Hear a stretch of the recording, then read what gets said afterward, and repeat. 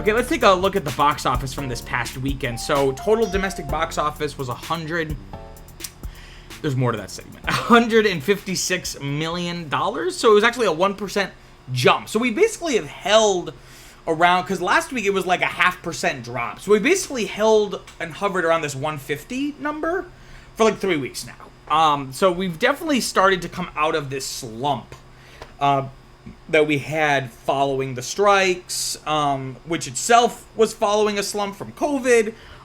So definitely, Inside Out 2 really has saved the summer movie season and quite possibly has saved Hollywood.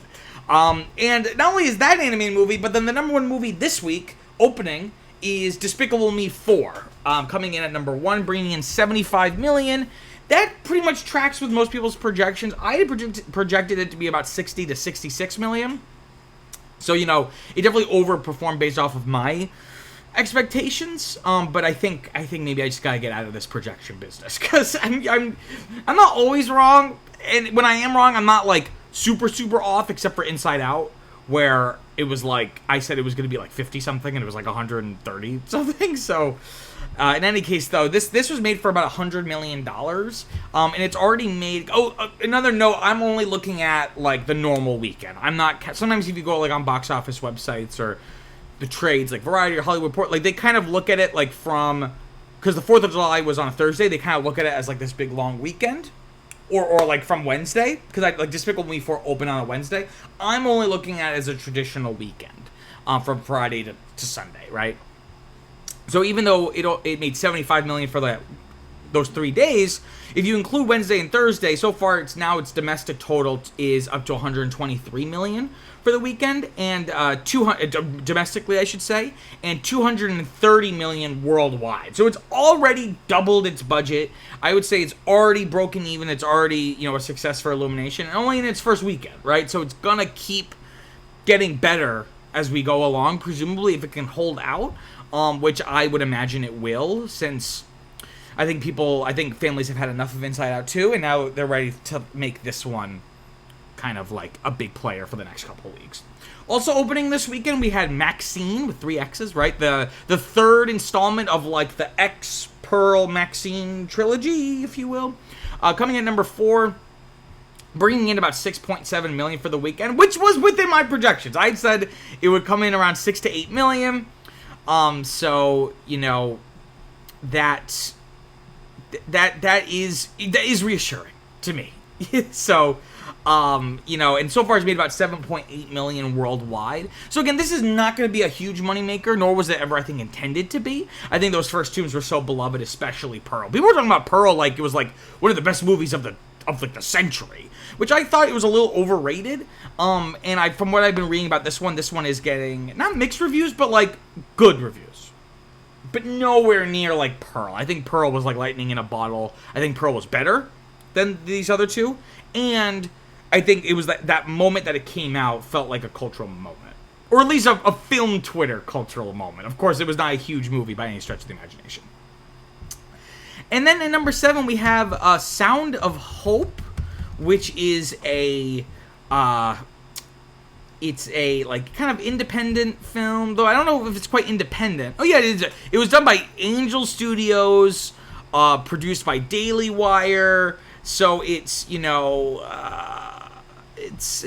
don't really know anything about it, but it looks to be kind of a conservative movie. Sorry if that's where you're coming from, but that's not really for me. But it did break the top 10, right? So it's brought in at 7, and it's made about $3.2 million for the weekend. But it was off of it was off of a $8.5 million budget, and it's only made about $6.8 million domestically and worldwide. So there's still a little bit of a ways to go for this. Again, movies like this, I'm imagining making most of their money on VOD and streaming and things like that. Looking at films continuing this weekend, in its second weekend now at number 3, we have A Quiet Place Day 1, bringing in $21 million, dropping from second to third place now in its second frame. And this was a 60% drop. This is not the worst we've ever seen by any stretch of the imagination, but that is disappointing. If you're, I believe that's Paramount, right? That did A Quiet Place, yeah. So it's definitely not good to see, especially like this is gonna be a very crowded month. July, I feel like, is like really where Hollywood's really putting a lot of its eggs in the July basket.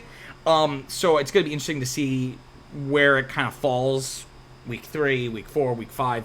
But that's definitely disappointing to see a 60% drop.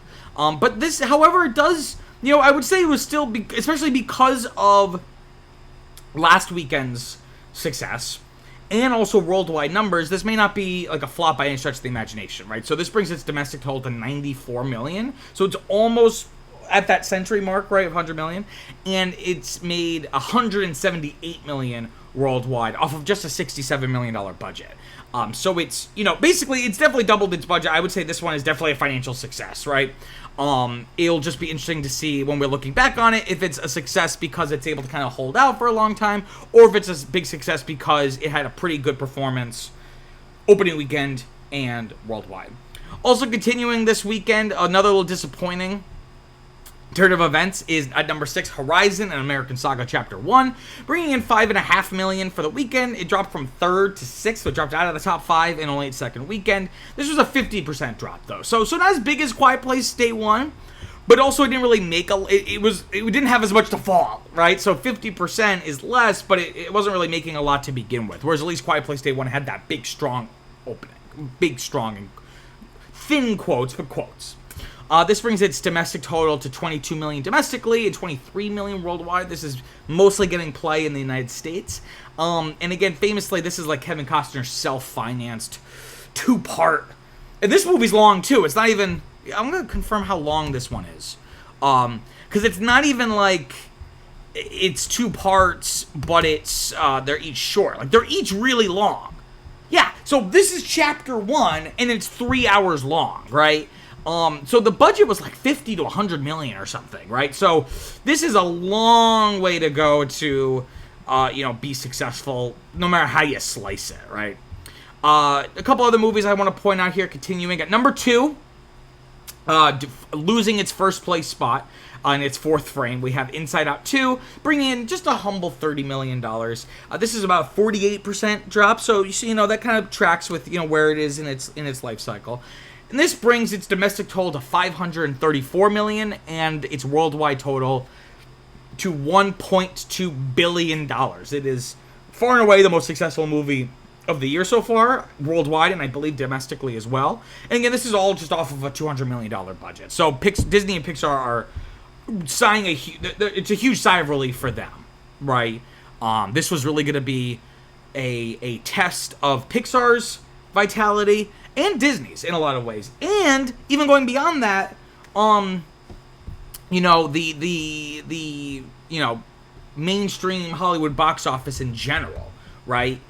So it's it's definitely they're definitely the people who made this movie and the people who make the decisions on what movies to make are definitely taking note of this.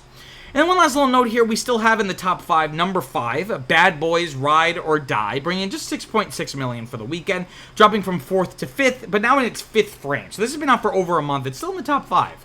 And this was only a 37% drop. So talk about a movie that's just holding and just kind of bringing in that money. Again, kind of programming, because there's nothing really like it that's kind of competing with it, kind of like a fun R-rated action film, probably until we get Deadpool and Wolverine. But until then, this one probably, I think, has carved out a nice little niche for itself.